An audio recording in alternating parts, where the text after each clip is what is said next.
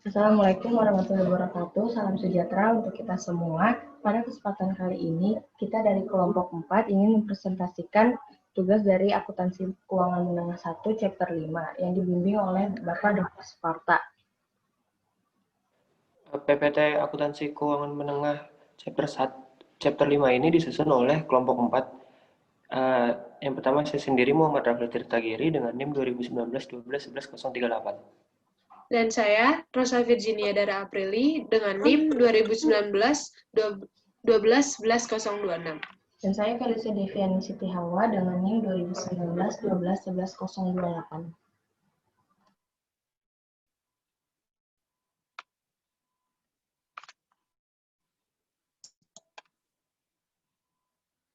Pada kesempatan kali ini, kami akan mempresentasikan chapter kelima dengan materi Statement of Financial Position and Statement of Cash Flow. Setelah mempelajari chapter ini, diharapkan kita dapat, yang pertama, menjelaskan penggunaan, limitation, dan isi dari laporan posisi keuangan. Yang kedua, menyiapkan klasifikasi laporan posisi keuangan. Yang ketiga, menjelaskan tujuan isi dan penyusunan laporan arus kas. Lalu yang keempat, mampu mendeskripsikan jenis informasi tambahan yang disediakan. Preview untuk chapter ini, yang pertama itu ada Statement of Financial Position yang akan menjelaskan bagaimana kegunaan laporan posisi keuangan, lalu apa saja batasan pada laporan posisi keuangan, dan klasifikasi pada laporan posisi keuangan. Lalu ada Preparation of the Statement Financial Position dengan Account Form dan Report Form. Lalu selanjutnya akan dibahas Statement of Cash Flow yang akan berisi tentang tujuan dari laporan arus kas, lalu menyiapkan laporan arus kas, dan kegunaan laporan arus kas. Dan selanjutnya ada additional information atau informasi tambahan yang terdiri dari catatan atas laporan keuangan, lalu teknik pengungkapan, dan pedoman lainnya. Masuk ke dalam Statement of Financial Position, di sini ada laporan posisi keuangan. Laporan posisi keuangan juga disebut sebagai neraca saldo. Yang pertama, melaporkan aset, kewajiban, ekuitas pada tanggal tertentu. Yang kedua, memberikan informasi tentang sumber daya, kewajiban kepada kreditor, dan ekuitas dalam sumber daya bersih. Lalu yang ketiga, membantu dalam memprediksi jumlah, waktu, dan ketidakpastian arus kas pada masa depan.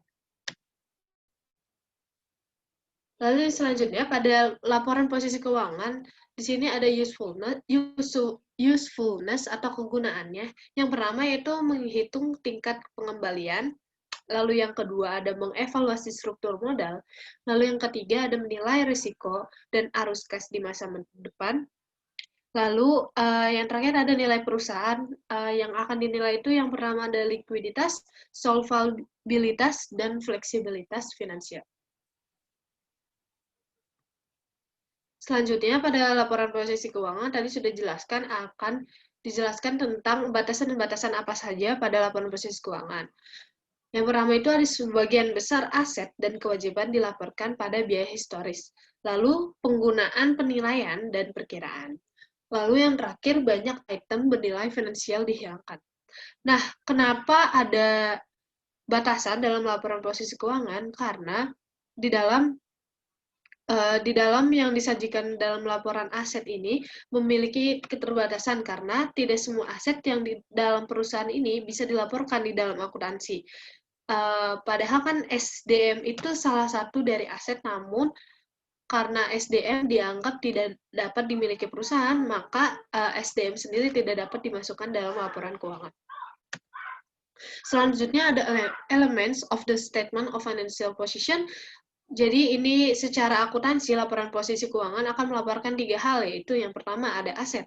Aset itu sumber daya dikendalikan oleh entitas, lalu hasil peristiwa dari masa lalu, dan manfaat ekonomi masa depan diharapkan mengalir ke entitas. Selain itu, aset adalah semua yang telah diperoleh perusahaan, namun akan memberikan manfaat di masa depan. Sehingga ketika saat akan kita melihat apakah sesuatu boleh disajikan sebagai aset, kita harus memastikan apakah kita masih dapat memperoleh di masa depan. Selanjutnya ada liability, atau liabilitas, yaitu kewajiban sekarang dari entitas yang timbul dari peristiwa masa lalu penyelesaiannya diharapkan menghasilkan arus keluar sumber daya yang berwujud manfaat ekonomi. Selanjutnya ada equity, yaitu kepentingan sisa atas aset entitas setelah dikurangi semua kewajibannya. Aset sendiri itu harus sama dengan liability ditambah equity. Nah, sekarang masuk ke dalam klasifikasi, ini subklasifikasi. Aset itu terdiri dari aset tidak lancar atau non-current asset, yang terdiri dari investasi, property, plant, and equipment, lalu ada intangible asset atau aset tak berwujud, dan aset-aset lainnya, dan aset lancar atau current asset. Nah, di sini juga ada equity and liabilities, yang terdiri dari equity itu ada modal saham atau share capital, ada saham premium atau share premium, lalu ada laba ditahan atau retain earning, lalu ada akumulasi pendapatan komprehensif lainnya, dan non-controlling interest. Lalu ada kewajiban tidak lancar atau non-current liabilities, dan kewajiban lancar atau current liabilities. Nah, ini adalah penjelasan aset tidak lancar atau non-current asset. Umumnya terdiri dari investasi jangka panjang, lalu properti, pabrik dan peralatan, lalu aset tak berwujud, dan aset lainnya. Selanjutnya ada investasi jangka panjang atau long-term investment, yang terdiri dari pertama sekuritas, obligasi, saham biasa, atau catatan jangka panjang. Lalu yang kedua ada aset berwujud yang saat ini tidak digunakan dalam operasi. Ada salah satunya tanah dimiliki untuk spekulasi. Lalu ada dana khusus, sinking fund, dana pensiun, atau dana perluasan pabrik. Lalu yang keempat, anak perusahaan non-konsolidasi atau perusahaan asosiasi. Nah, ini merupakan salah satu investasi dalam efek hutang dan ekuitas. Di sini ada portfolio dengan held for collection, trading, dan non-trading equity. Untuk held for collection, tipenya itu dalam bentuk utang dengan penilaian sebagai kas, dan klasifikasinya itu lancar atau tidak lancar. Nah, trading tipenya itu utang atau ekuitas, penilaiannya nilai wajar, dengan klasifikasi lancar. Dan yang terakhir, non-trading equity, yaitu tipenya utang atau kas, dengan penilaian nilai wajar dan klasifikasi lancar atau tidak lancar. Nah, ini contoh dari investasi jangka panjang yang ada di Statement of Financial Position. Dimasukkan dalam non-current asset dengan judul long-term investment. Selanjutnya masuk ke dalam properti, pabrik dan peralatan atau property, plant, and equipment. Aset berwujud berumur panjang yang digunakan dalam operasi reguler bisnis. Properti fisik seperti tanah, gedung, mesin, furnitur, perkakas, dan pemborosan sumber daya atau mineral. Lalu dengan pengecualian tanah, perusahaan mendepresiasi, misalnya bangunan, atau menghabiskan misalnya cadangan minyak, aset-aset ini. Nah, untuk dalam Statement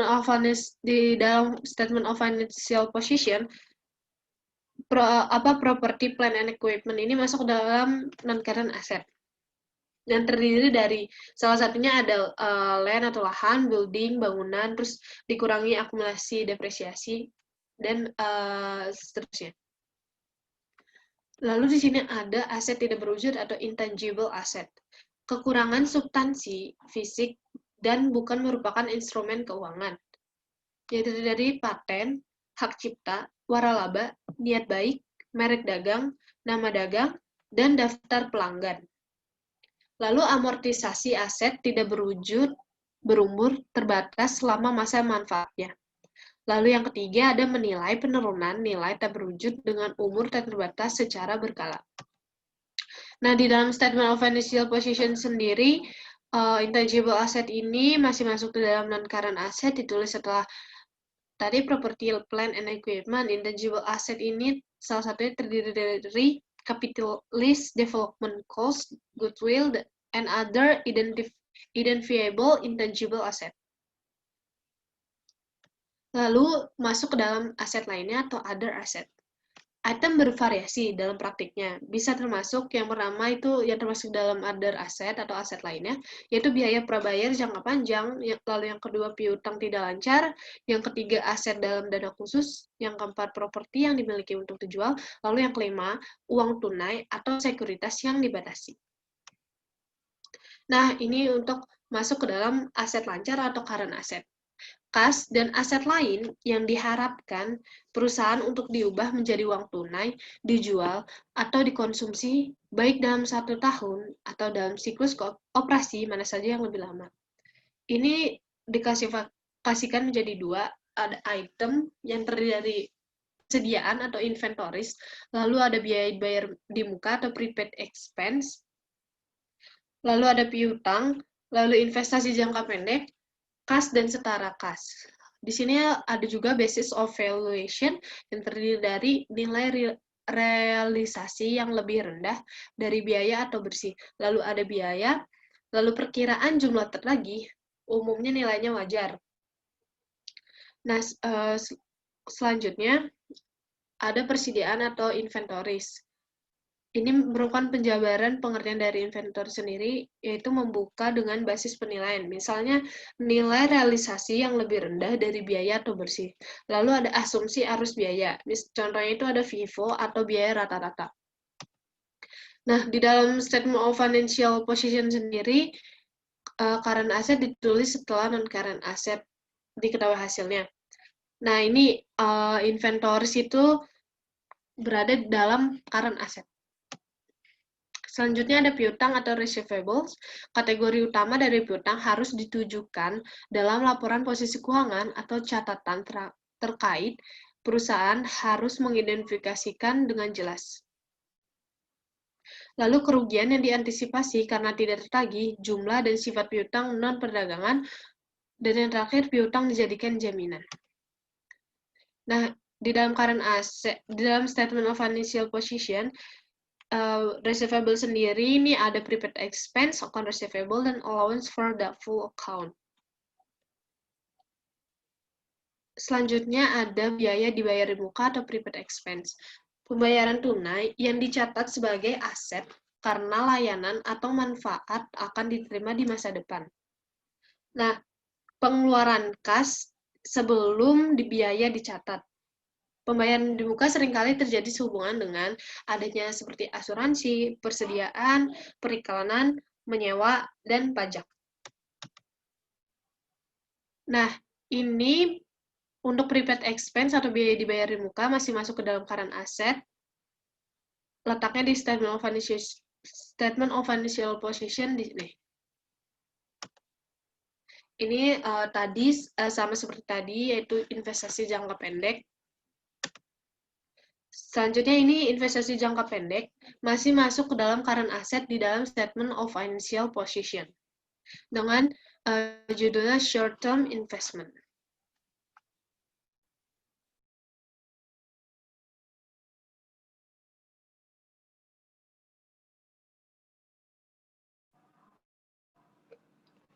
Sekarang kita lanjut ke kas.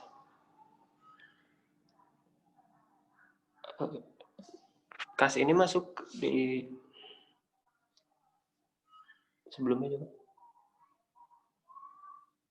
Kas ini umumnya terdiri dari mata uang giro. Setara kas investasi jangka pendek yang sangat liquid yang jatuh tempo dalam waktu 3 bulan atau kurang. Terus batasan atau komitmen harus diungkapkan. Next.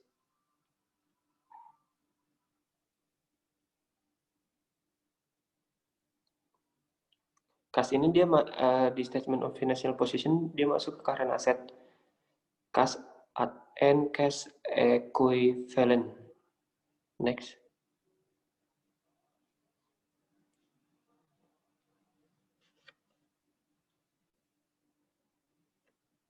Equity section. Yang pertama bagian modal. Nilai nominal atau nilai saham yang diterbitkan ini termasuk saham biasa atau kadang-kadang disebut sebagai saham biasa. Dan saham preferensi atau kadang-kadang disebut dengan saham preference. 2. Bagian premium. Kelebihan jumlah yang dibayarkan di atas par atau nilai yang ditanyakan. 3. Pendapatan yang disimpan.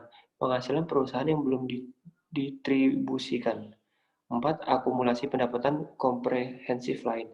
Jumlah agregat item pendapatan komprehensif lain. Yang kelima itu ada saham treasury. Umumnya jumlah saham biasanya yang dibeli kembali. 6. Kepentingan non-pengendali atau minoritas. Sebagai ekuitas anak perusahaan yang tidak dimiliki oleh perusahaan pelopor. Next. Equity di statement of financial position itu equity berada di equity ya. Dia itu ada share capital, preference, ada share capital ordinary, ada share premium ordinary, RE dan lain-lain. Next. Kewajiban tidak lancar atau non-current liabilities. Kewajiban yang tidak diharapkan oleh perusahaan untuk likuidasi dalam waktu yang lebih lama dari 1 tahun atau siklus operasi normal. Ada 3 jenis. Yang pertama itu kewajiban yang timbul dari situasi pembayaran tertentu. Yang kedua, kewajiban yang timbul dari operasi biasa perusahaan. Yang ketiga itu ada kewajiban yang bergantung pada terjadinya atau tidak terjadinya satu atau lebih peristiwa masa depan untuk mengkonfirmasi jumlah yang harus dibayar, atau penerima pembayaran, atau tanggal yang harus dibayar. Next. Kewajiban tidak lancar atau non-current liability itu statement of financialnya di non-current liability ya. Dia itu ada bond liability dan provision related to pensions. Next.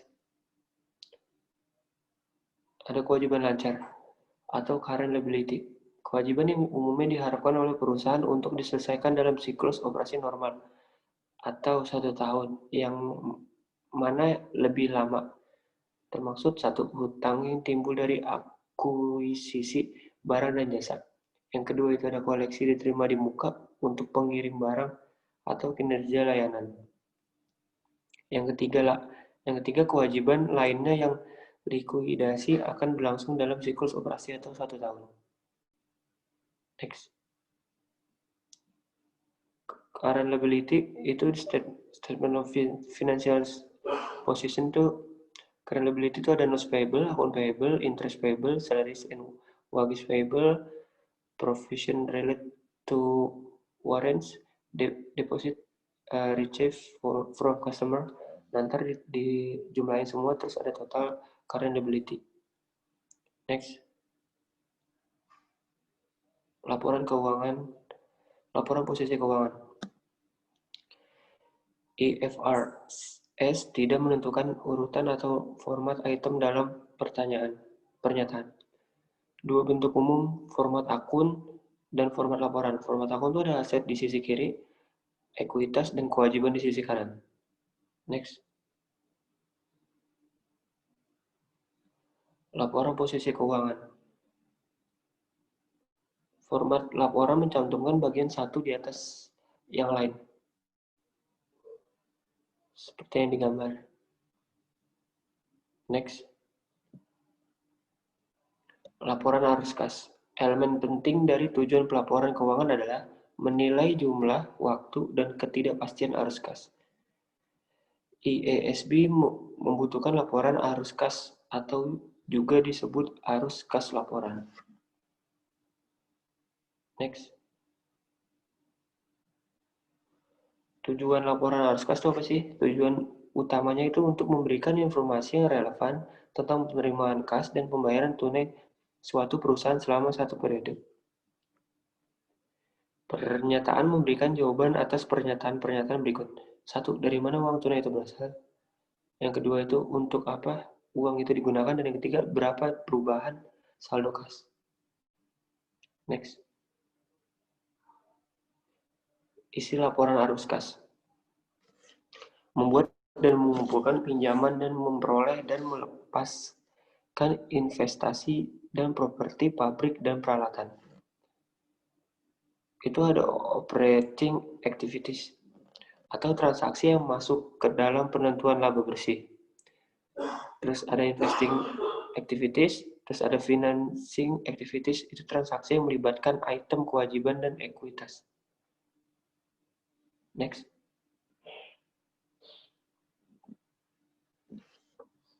Itu ada cash pool. Cash pool itu ada operation activities, ada investing activities, financing activities. Di operating activities itu when cash receive revenue exceed cash expenditures or expense. Next. Penyusunan laporan arus kas. Informasi diperoleh dari beberapa sumber. Yang pertama itu laporan perbandingan posisi keuangan, yang kedua itu laporan laba rugi saat ini, dan yang ketiga itu data transaksi yang dipilih.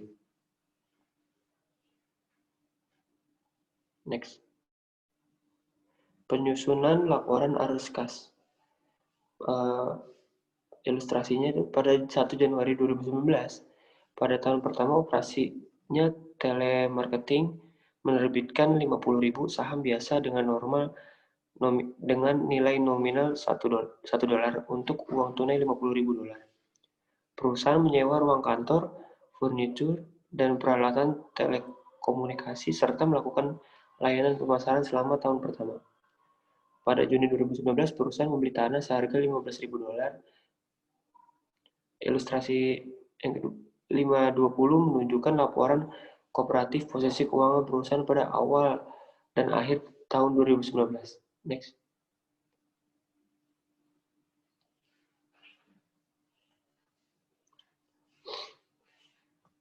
Nah, itu dia ada di gambarnya yang tadi soalnya.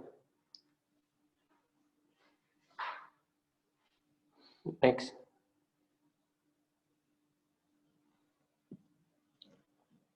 Penyusunan laporan arus kas. Itu menentukan satu, kas bersih disediakan oleh atau digunakan dalam aktivitas operasi.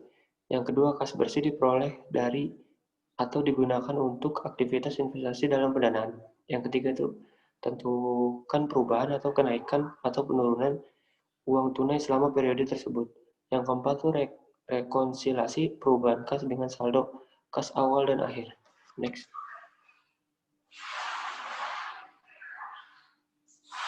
Penyusunan laporan arus kas. Kas bersih diperoleh dari aktivitas operasi. Kelebihannya itu penerima kas atas pembayaran tunai dari aktivitas operasi. Yang kedua, ditentukan dengan mengubah laba bersih dengan basis akrual menjadi kas. Yang ketiga itu tambahan ke atau kurangi dari laba bersih item-item dalam laporan laba rugi yang tidak mempengaruhi kas. Yang keempat itu membutuhkan analisis laporan laba rugi tahun berjalan, laporan perbandingan posisi keuangan, dan data transaksi yang dipilih. Next.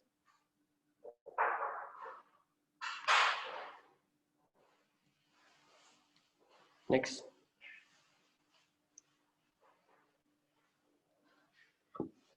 Ini seperti yang tadi dijelasin. Nah, ini contoh gambarnya. Next.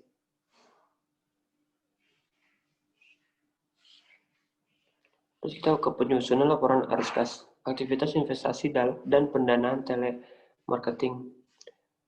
Yang pertama, dia membeli tanah seharga $15.000, terus menerbitkan saham biasa seharga $50.000 dan membayar $14.000 sebagai dividen. Next. Nah, ini ininya dia. Dia membeli tanah berinvestasi seharga $15.000. Itu dicatat. Next. Terus dia menerbitkan saham biasa seharga $50.000, itu dicatat di issue of ordinary shares. Next.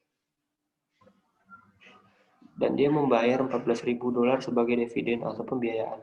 Itu dia dicatat di payment of cash dividends.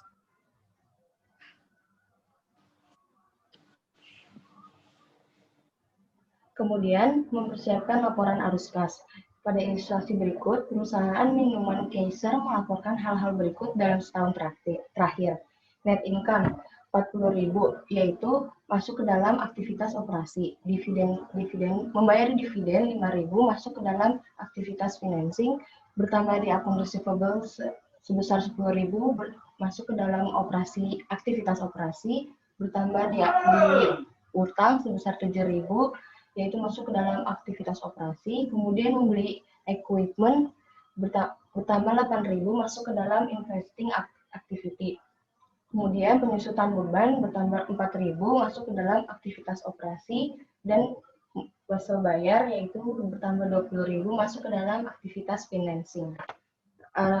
Tentukan apakah setiap item harus diklasifikasikan sebagai aktivitas operasi, investasi, atau pendanaan. Next. Di sini ada net income sebesar 40.000. Di dalam statement of cash flow-nya bertambah 40.000. Next.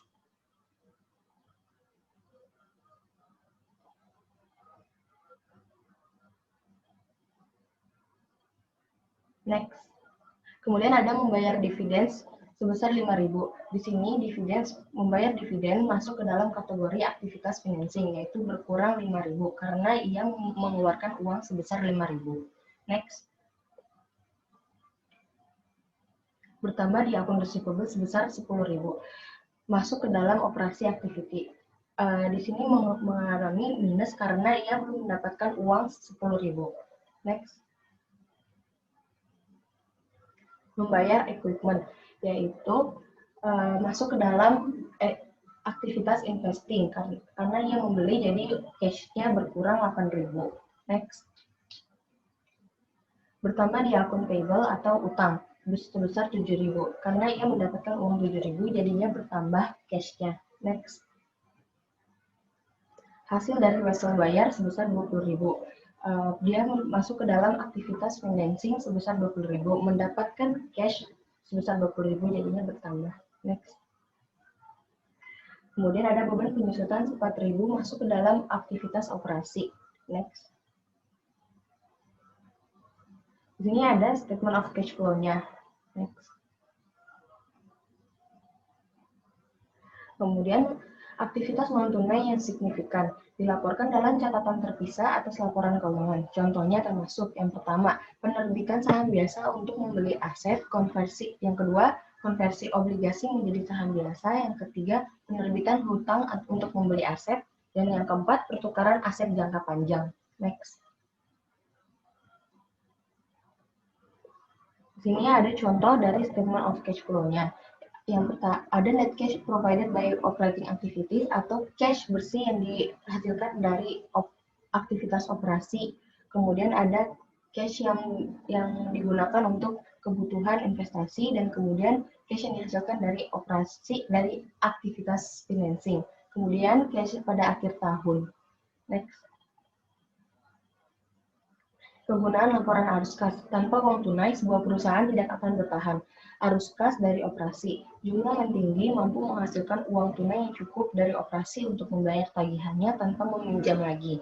Kemudian meminjam rendah atau negatif mungkin harus. Yang pertama, meminjam atau menerbitkan sekuritas ekuitas. Next. Ada likuiditas keuangan, yaitu current cash debt coverage ratio, yaitu cash bersih yang dihasilkan dari operasi aktivitas dibagi rata-rata dari kewajiban lancarnya. Rasio menunjukkan kemampuan untuk melunasi kewajiban lancar dari operasi. Rasio mendekati 1:1 sudah bagus. Next.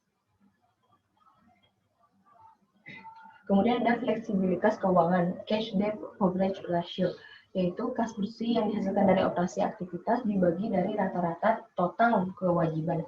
Rasio menunjukkan kemampuan untuk membayar kembali kewajiban dari kas bersih yang diperoleh dari aktivitas operasi, tanpa harus melikuidasi aset yang digunakan dalam operasi. Next.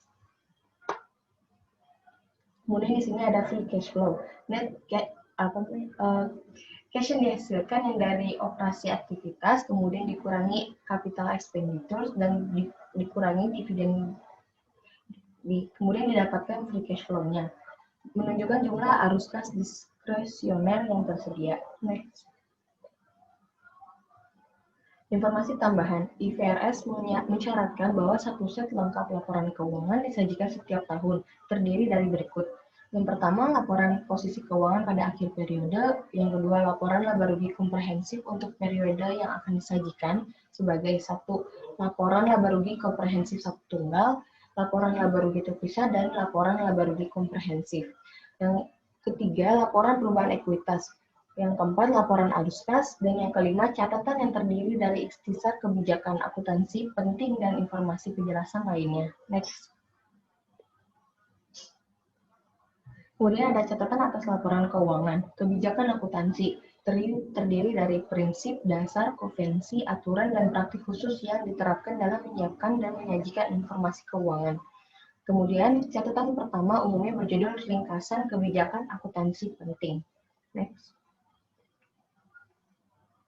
Catatan tambahan atas laporan keuangan. IFRS membutuhkan pengungkapan khusus. Contohnya termasuk yang pertama, item properti, pabrik, dan peralatan dipilah ke dalam kelas-kelas seperti tanah, gedung, dan lain-lain.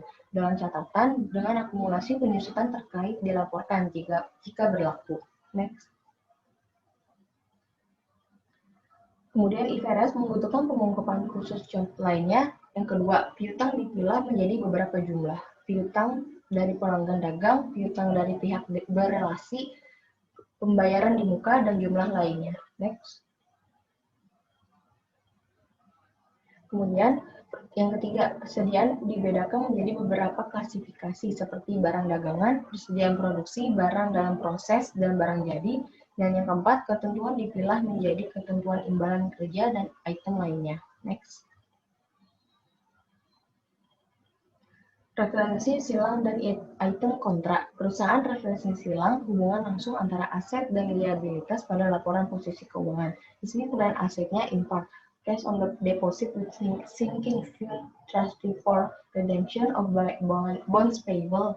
Lihat di current liabilities-nya sebesar 800.000. Kemudian kemudian utang lancarnya bonds payable to be redeemed in 2019, lihat di kurang lancar. Lihat di aset lancarnya sebesar 2.300.000.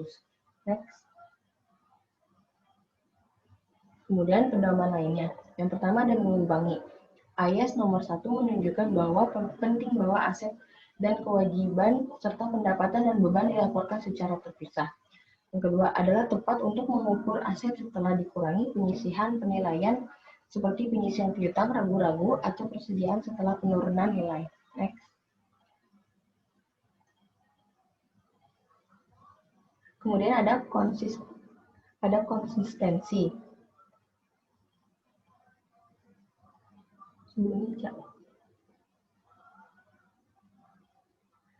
Konsistensi ini kerangka konseptual yang menunjukkan bahwa perusahaan harus mengikuti prinsip dan metode yang konsisten dari satu periode ke periode berikutnya. Yang kedua, kebijakan akuntansi harus diterapkan secara konsisten untuk transaksi dan peristiwa serupa kecuali IFRS memerlukan kebijakan yang berbeda. Next. Dan yang terakhir ada presentasi yang adil, yaitu representasi tepat dari transaksi dan peristiwa menggunakan definisi dan kriteria pengakuan dalam kerangka konseptual. Yang kedua, diasumsikan bahwa penggunaan IFRS menggunakan pengungkapan yang tepat menghasilkan laporan keuangan yang disajikan secara wajar. Next. Kemudian ada analisis rasio referensi, menggunakan rasio untuk menganalisis kinerja. Jenis rasio utama, yang pertama ada rasio likuiditas, ukuran kemampuan jangka pendek perusahaan untuk membayar kewajiban yang jatuh tempo. Rasio yang kedua ada rasio aktivitas, mengukur seberapa efektif perusahaan menggunakan asetnya. Yang ketiga, rasio profitabilitas, mengukur tingkat keberhasilan atau kegagalan perusahaan atau divisi tertentu selama periode waktu tertentu. Kemudian ada rasio cakupan, ukuran tingkat perlindungan bagi kreditor dan investor jangka panjang. Next.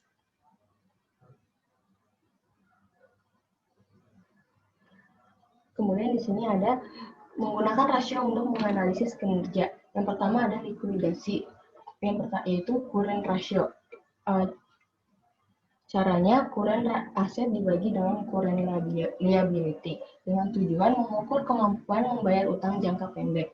Yang kedua ada quick or asset test ratio, yaitu cash ditambah short term investment ditambah piutang dibagi utang lancar. Tujuannya untuk mengukur likuiditas jangka pendek langsung. Yang ketiga ada current cash debt coverage, yaitu net cash provided by operating activities dibagi average current liability dengan tujuan mengukur kemampuan perusahaan untuk melunasi kewajiban lancarnya pada tahun tertentu dari operasinya. Yang keempat ini ada activity, yaitu account receivable turnover, net sales dibagi average net account receivable untuk mengukur likuiditas piutang. Kemudian yang kelima ada inventory turnover, yaitu COGS dibagi rata-rata inventory, mengukur likuiditas persediaan. Kemudian ada asset turnover, yaitu net sales dibagi rata-rata total aset, untuk mengukur seberapa efisien aset yang digunakan untuk menghasilkan penjualan. Next. Kemudian yang ketiga ada profitability. Yang ketujuh ini, di dalam profitability ini ada profit margin on sales, net income dibagi net sales, dengan tujuan mengukur pendapatan bersih yang dihasilkan oleh setiap dolar penjualan. Yang kedelapan ada return on asset, net income dibagi rata-rata total aset, untuk mengukur profitabilitas aset secara keseluruhan. Yang kesembilan ada return on share capital ordinary, net income dikurangi dividen preference dibagi average shareholder equity ordinary untuk mengukur profitabilitas investasi pemilik.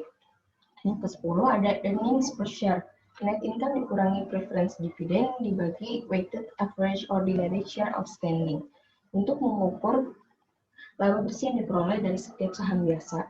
Yang ke-11 ada price earnings ratio, yaitu market price of share dibagi earning per share untuk mengukur rasio harga pasar per saham terhadap laba per saham. Yang ke-12 ada payout ratio, cash dividend dibagi net income untuk mengukur persentase pendapatan yang dibagikan dalam bentuk dividen tunai. Next. Kemudian yang keempat ini coverage, di dalamnya ada debt to asset ratio, yaitu total liability dibagi total aset untuk mengukur presentasi total aset yang diberikan oleh kreditor. Yang ke-14 time interest earned, net income ditambah interest expense ditambah income tax expense dibagi interest expense untuk mengukur kemampuan untuk memenuhi pembayaran bunga pada saat jatuh tempo. Yang ke-15 cash debt coverage, itu net cash provided by operating activities dibagi rata-rata total utang untuk mengukur kemampuan perusahaan untuk membayar kembali total kewajibannya pada tahun tertentu dari operasinya. Yang ke-16 ada book value per share, yaitu shareholder equity ordinary dibagi lembar saham yang beredar untuk mengukur jumlah yang akan diterima setiap saham biasa jika perusahaan dilikuidasi pada jumlah yang dilaporkan pada laporan posisi keuangan. Dan yang terakhir ada free cash flow, net cash provided by operating yang dibagi aktivitas capital expenditures cash dividend. Tujuannya mengukur jumlah arus kas discretionary.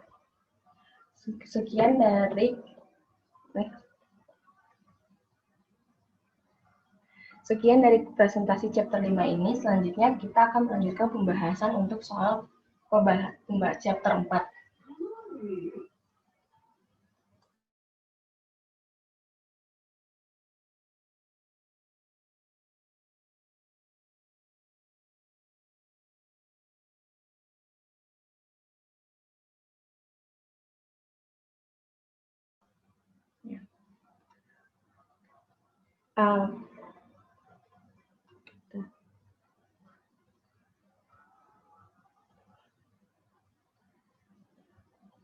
Di sini ada contoh soal yaitu E411, yaitu disajikan di bawah ini adalah akun besar yang dipilih oleh Woods Corporation pada tanggal 31 Desember 2019. Kemudian Woods effective tax rate on all items is 30%. A physical inventory indicates that the ending inventory is $686,000. Instruction prepare 2019 income statement for Woods Corporation. Di sini benar. Kemudian jawabannya Woods Corporation income statement untuk akhir tahun pada 31 Desember 2019. Net sales-nya 4.062.000, COGS-nya 2.665.000 dikurang menjadi 1.397.000 didapat ya. Kemudian itu adalah gross profit-nya. Kemudian ada selling expense-nya 636.000 dan administrative expense-nya 491.000. Ditotalkan menjadi 1.127.000. Kemudian ada other income and expense.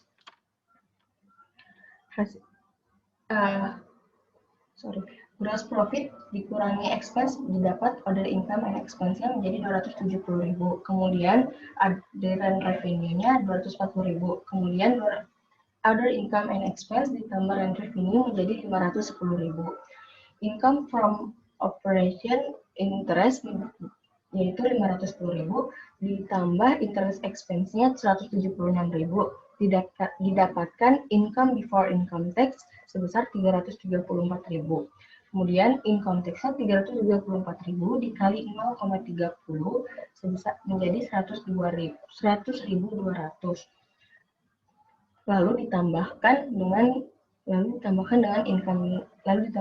income before income tax-nya yaitu 334.000 didapat 233.800 itu income from continuing operation-nya. Loss on sale division ada sebesar 60.000. Kemudian dikurangi applicable income tax-nya 18.000. Applicable income tax-nya itu didapat dari 60.000 dikali 30% sebesar menjadi 42.000. Kemudian didapatkan net income-nya sebesar 191.800. Earning per share-nya yaitu 900.000 dibagi 10 par value menjadi 90.000 lembar. Income from continuing operation yaitu 238.800 yaitu income from continuing operation-nya dibagi dengan 90.000 lembar. Didapat 2,60. Kemudian discontinue operation net after tax-nya 0,47 didapat dari 42.000 dibagi 90.000. Kemudian hasil akhirnya net income 2,13.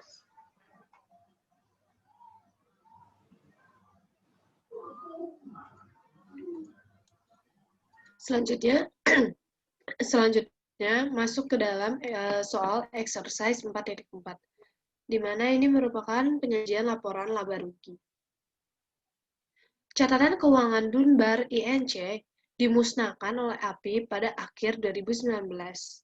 Untungnya, pengontrol telah menyimpan file tersebut. Berikut ini adalah data statistik terkait dengan laporan laba rugi. Yang pertama ada persediaan barang dagangan awal sebesar $92.000 dan selama itu turun menjadi 20% di tahun ini. Lalu yang kedua ada penjualan, ada sales discount menjadi $17.000. Lalu yang ketiga, saham yang diedarkan sepanjang tahun ini itu 30.000. Lalu yang keempat, ada beban bunga atau interest expense sebesar $20.000. Yang kelima, ada tarif pajak pendapatan sebesar $30 atau income tax rate. Lalu yang keenam, ada COGS atau cost of goods sold sebesar $500.000. Lalu yang ketujuh, ada administrative expense are 18% of cost of goods sold, but only 8% of gross sales. Jadi, beban administrasinya cuma 18% dari harga pokok penjualan atau COGS tadi. Nah, Untuk gross sale-nya itu 8% dari administrative expense. Yang ke-8 itu ada 4/5 dari biaya operasi berhubungan dengan aktivitas penjualan. Untuk instruksi pengerjaannya yaitu dari informasi tersebut di atas bertal laporan laba rugi tahun 2019. Maka berdasarkan data yang sudah dapat dibuat income statement perusahaan Dunbar Inc. yang berakhir pada tanggal 31 Desember 2019 dengan net sales tadi sudah net sales-nya itu 1.108.000 dolar yang didapatkan dari 1.125 dikurang 17.000. 17.000 itu tadi diskon. Nah, untuk 1.125.000-nya itu didapatkan dari gross sales. Tadi sudah ada di keterangan di sini bahwa gross sales itu 8% dari administrative expense. Maka dicari dulu administrative expense-nya, yaitu tadi berdasarkan keterangan administrative expense itu 18% dari cost of goods sold, maka 18% dari 500.000 sehingga didapatkan administrative expense-nya itu 90.000 dolar. Maka untuk gross sale-nya itu 18% dari administrative expense sehingga 90.000 dibagi 8% yang menghasilkan 1.125.000 dolar. Maka masuk ke dalam net sales dengan hasil 1.108. Lalu COGS-nya tadi sudah ada di dalam soal, itu 500.000, lalu gross profit-nya itu 608.000. Selanjutnya ada selling expense. Selling expense ini didapatkan dari, tadi berdasarkan keterangan yang nomor 8, yaitu 4 kali lipat biaya administrasi. Jadi selling expense ini 4 kali lipat biaya administrasi, di mana karena biaya penjualan itu 4/5 dari penjualan dan administrasi biaya. Jadi biaya penjualan 4 kali lipat dari biaya administrasi, sehingga didapatkan 4 dikali 90.000 menghasilkan 360.000, maka dimasukkan ke dalam income statement sebesar 360.000. Lalu di sini tadi sudah dicari administrasi expense-nya didapatkan 90.000. Jadi selling expense ditambah administrative expense menghasilkan 450.000. Lalu ini gross profit 608.000 dikurang hasil tadi selling expense ditambah administrative expense sehingga menghasilkan 158.000 income from operation. Nah, dimasukkan lagi interest expense sebesar 20.000, lalu dikurang dengan interest income from operation menjadi 138.000 dolar. Ini untuk income before tax. Lalu dikurang lagi income tax sehingga menghasilkan net income 96.600. Nah, untuk earning per share-nya itu dengan mencari net income dibagi ordinary shares. Tadi di dalam soal sudah disebutkan ordinary shares-nya itu 30.000, sehingga net income di sini 96.600 dibagi 30.000, dan earning per share-nya menjadi 3,22 dolar.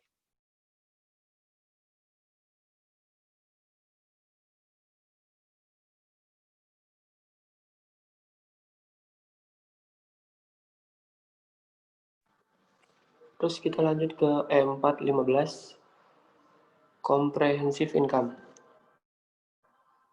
Gaitner, AG reported the following for 2019. Net sales itu 1.200.000, cost of goods sold-nya 720.000, and selling and administration expense 320, and unrealized holding gain on non-trading equity securities itu 15.000. Instruction-nya itu prepare a statement of comprehensive income using the two statement format, ignore income tax and earning per share. Nah, itu tadi sales-nya itu kan 1.200.000. Nah, COGS-nya itu kan 720.000. Nah, itu dia dikurangin menjadi menghasilkan gross profit itu sebesar 480.000. Nah, selling and administration expense itu 320.000 yang sudah di soal tadi, dan itu tuh dikurangin gross profit tuh dikurangin selling expense-nya menjadi net income 160.000. Nah, net income itu tadi kan 160.000, itu unrealized holding gain-nya itu 15.000. Nah, itu dijumlahin menjadi comprehensive income-nya itu 175.000.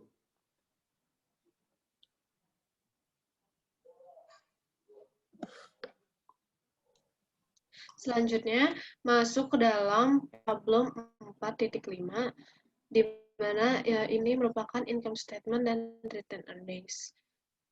Akun berikut, saldo dimasukkan dalam neraca saldo Twain Corporation untuk bulan Juni tanggal 30 2019.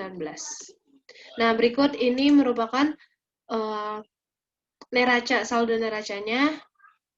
Nah, untuk instruction-nya, prepare an income statement and a return earnings statement for the year ended June 30, 2019. Lalu langsung masuk ke dalam income statement untuk Twain Corporation yang berakhir pada 30 Juni 2019. Nah, yang pertama ada sales revenue, sudah ada dalam soal dengan $1.578.500. Lalu ada sales. Sales ini terdiri dari sales, dikurangi sales discount dan sales return. Sales discount-nya itu $150.000 dan sales return-nya $62.300. Sehingga jika ditambahkan menghasilkan 93.450, lalu dikurangi dengan sales revenue dan akan menghasilkan net sales sebesar $1.483.50. Nah, setelah didapatkan net sales, masukkan COGS. COGS-nya di dalam soal sudah tertera sebesar $896.770.000 dan lalu net sales tadi dikurang dengan COGS dan menghasilkan gross profit sebesar $588.280.000. Nah, masuk ke dalam selling expense. Jadi ini merupakan biaya untuk khusus penjualannya yang terdiri dari sales commission, sales salaries, travel expense, freight out, entertainment expense, telephone and internet expense, building expense, depreciation of sale equipment, bed expense, miscellaneous selling expense. Nah, ini semua, angka ini semua sudah ada di dalam soal balance sheet ini di soal, sehingga tinggal dimasukkan saja untuk kategori selling expense. Nah, setelah dimasukkan semua, angka-angka ini dijumlahkan sehingga menghasilkan $248.785.000. Nah, selanjutnya ke administration expense. Itu dia ada building expense, real estate and other local tax, depreciation of office furniture and count, office supplies use, telephone and internet expense, and miscellaneous office expense. Nah, itu dijumlahin dengan dan menghasilkan 35.970.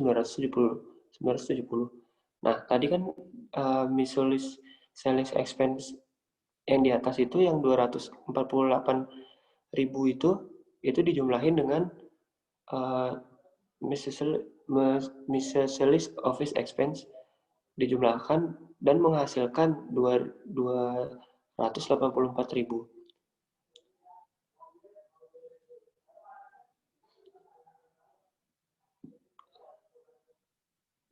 Nah, terus ke bawahan.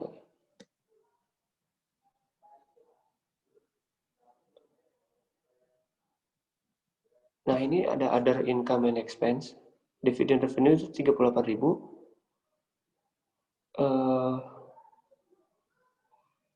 income from operation itu 341.525 dan bond interest expense itu 18.000. Nah, itu dikurang dengan dan menghasilkan income before income tax itu 323.000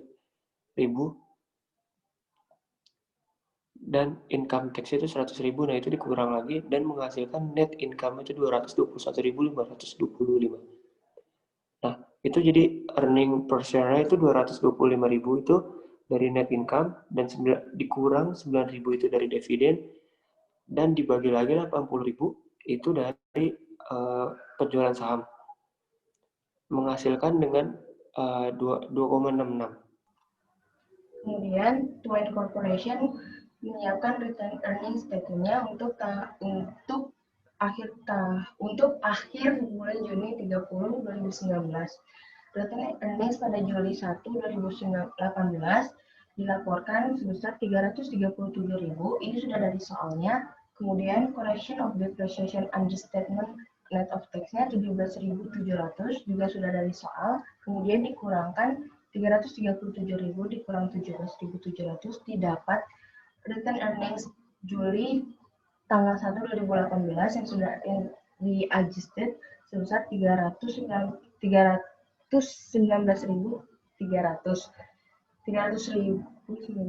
Kemudian ditambahkan net income-nya yaitu 221.525. Kemudian 315.300 ditambah 221.525.000 ditambah menjadi 540.825. Kemudian dikurangkan dividen declare on preference share-nya 9.000. Ada lagi dividen declare on the ordinary share 37.000, kemudian jumlah 46.000. Akhirnya 540.825 dikurang 46.000 didapat return earnings pada Juni 30 2019 sebesar 494.825.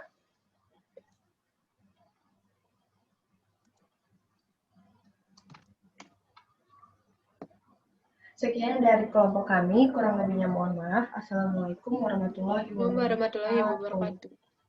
Terima kasih. Terima kasih.